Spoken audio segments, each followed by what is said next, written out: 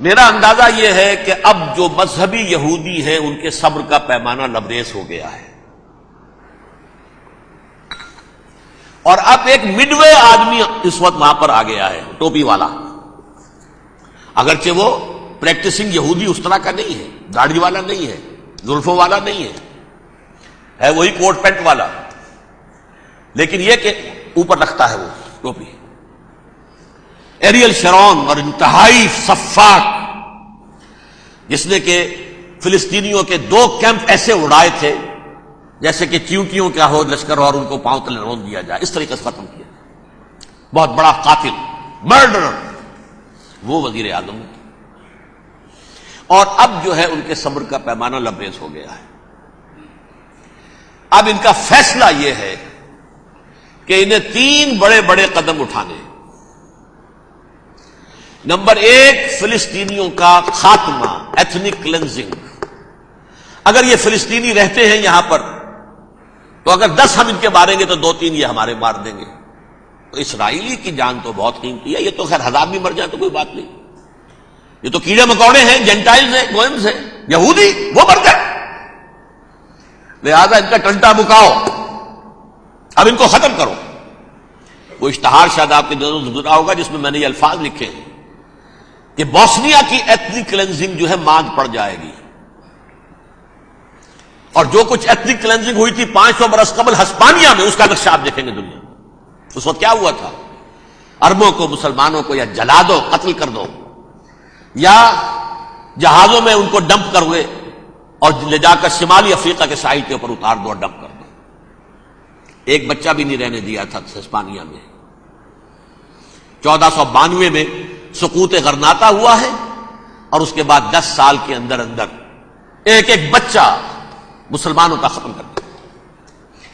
یہ ہے فیصلہ ان کا۔ اب بہت بڑا قدم وہ اٹھانے پر مجبور ہے۔ کب تک آپ رہیں گے؟ ہمارے لوگ مارتے ہیں، 16 نوجوان ہمارے مار دیے، لیکن آج گھر تھا اس میں ایک چلا گیا فلسطینی، بم اپنے جسم سے باندھ کر وہاں اڑا دیا، خود بھی اڑ گیا، 16 ان کے نوجوان اڑ گئے۔ لہذا یہ چیز ان کے لیے ناقابل برداشت ہے، ان کے صبر کا پیمانہ اب لبریز ہو رہا ہے۔ نمبر 2، انہیں بہرحال اب یہ کرنا ہے کہ مسجد اقصی کو گرائیں، قبۃ الصخرہ کو گرائیں اور ٹیمپل بنائیں۔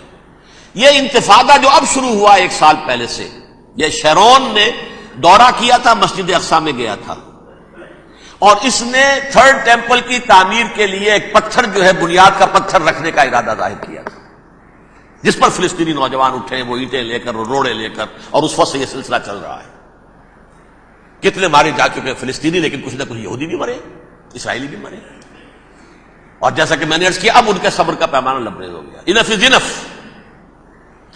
اب ہم اس معاملے کو ایک دفعہ جو ہے فائنلی ختم کر دیں، اور اب بنائیں گے۔ لہذا اب جو ہے کئی ٹن وزن کے وہ جو پتھر تیار ہو کر آگے رکھ دیے گئے ہیں کہ یہاں یہ بنیاد پڑنی ہے، اس کے اندر یہ پتھر لگے۔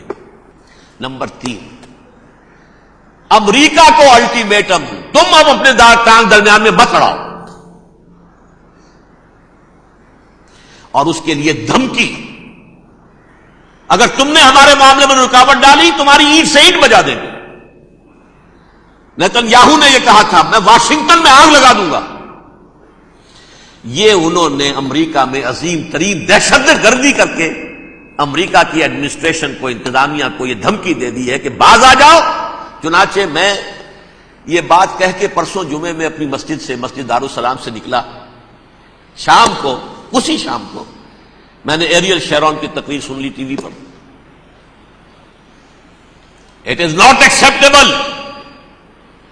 Don't appease the Arabs at our expense. We are not going to become Czechoslovakia.